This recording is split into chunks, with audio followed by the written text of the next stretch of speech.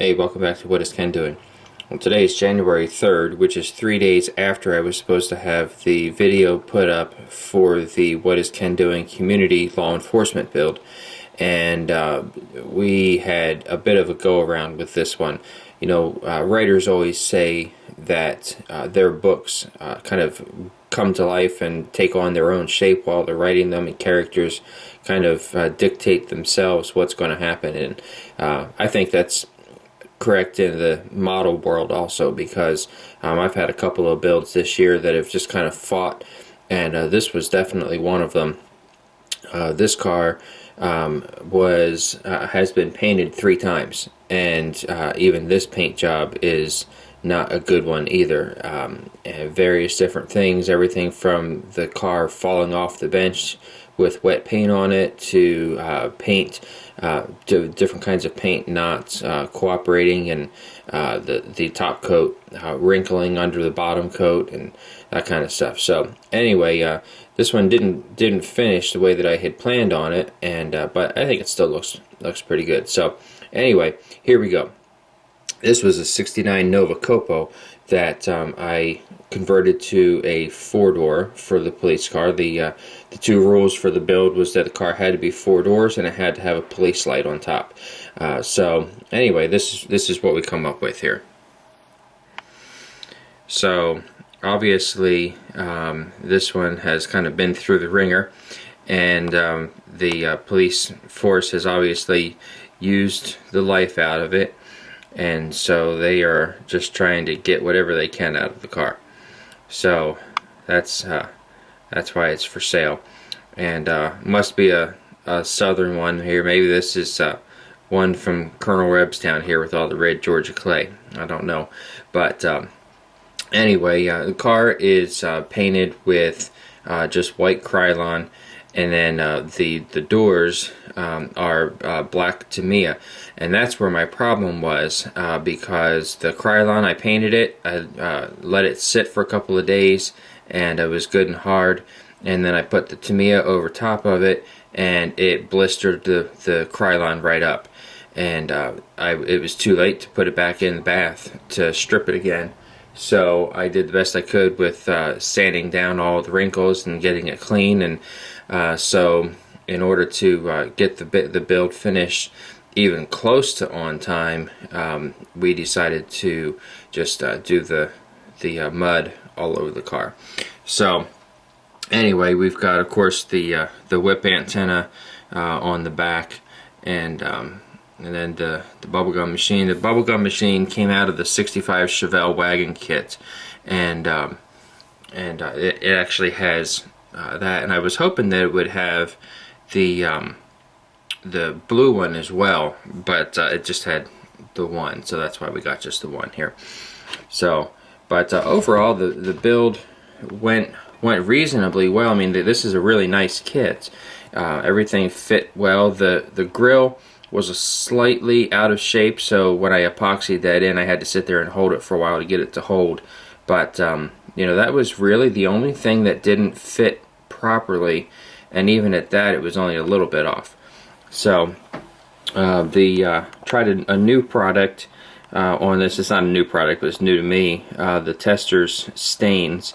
Use that to blackwash the grill, and it actually works really nice, because you just touch it in there and it just fills everything. You don't have to wipe anything back off or anything like that. So that was kind of nice.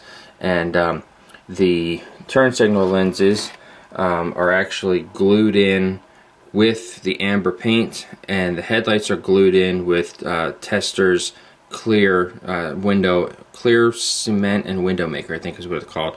And the one dried nice and clear. The other one, I must have put a little more glue in it because it's got a bit of a white tinge to it, but that's okay. It's an old beat up car anyway.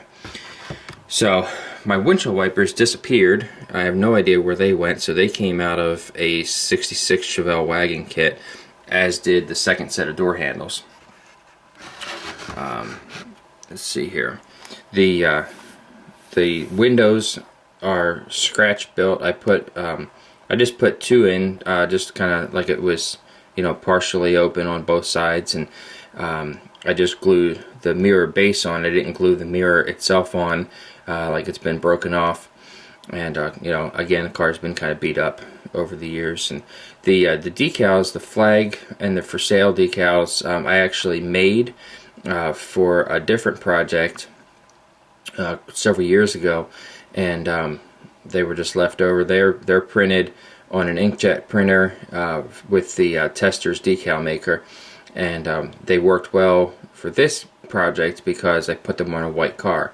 Those are actually clear decal sheets. I have white decal sheets, but because I had these, I just used them. So that's that, and then of course the back, same thing. The taillight lenses are painted and glued in with red Testers. I can't remember exactly what it is, but it's like a candy coat paint that they have for airbrushing, and so that's what's holding those in. And then the backup light lenses are just again glued in with the clear Testers glue.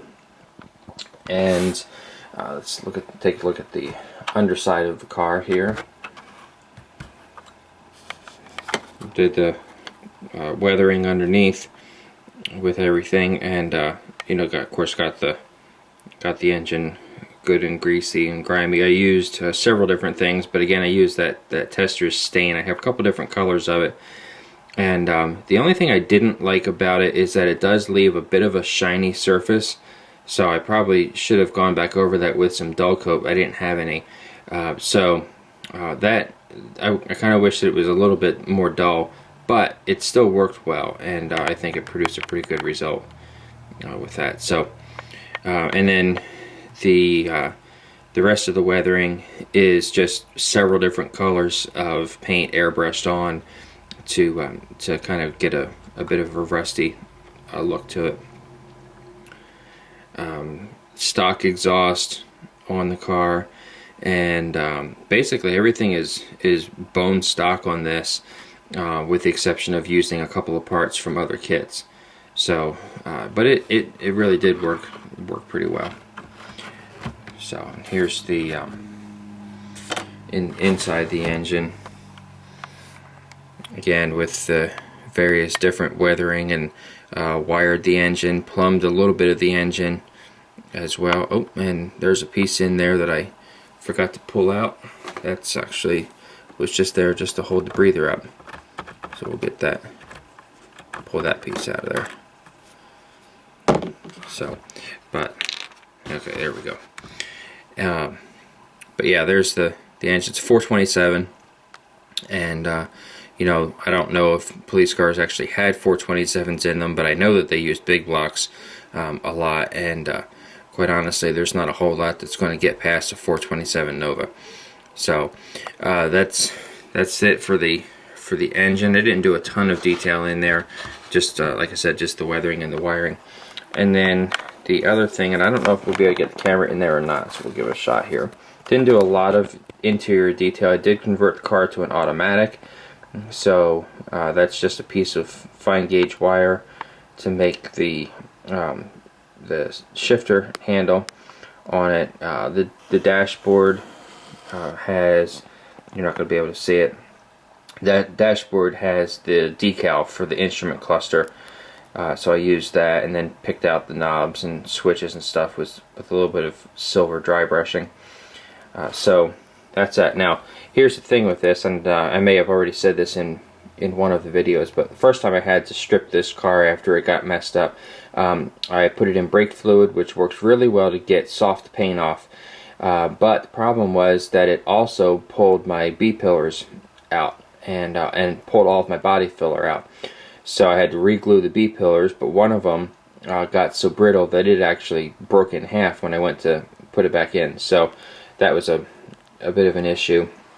And then of course I had to refill the original body lines, and rescribe the body lines and that kind of stuff. And then with all of the sanding that I had to do on it, the body lines have started to go away, and the doors are getting kind of thin. So anyway, you can still see them, and you know, it was a job, but it was a fun build, but probably not one of my more favorite builds that I've done. So you know, but it was something new to try.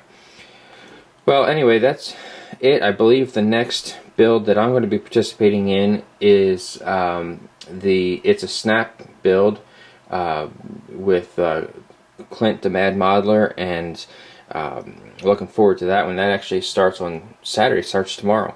And I think that there's going to be a Secret Santa build coming up here soon from Darren Shank. If you participated in that one, if you participated in the Secret Santa gift exchange, be prepared for that, because I think that we're all supposed to be building our kits for that community build as well. And I hope that you will subscribe to the channel and give us a couple comments here if you like what you've seen, or if you think there's something that I could have done better. I'd like to hear that too. So hope everything's going well in your world, and we'll talk to you soon.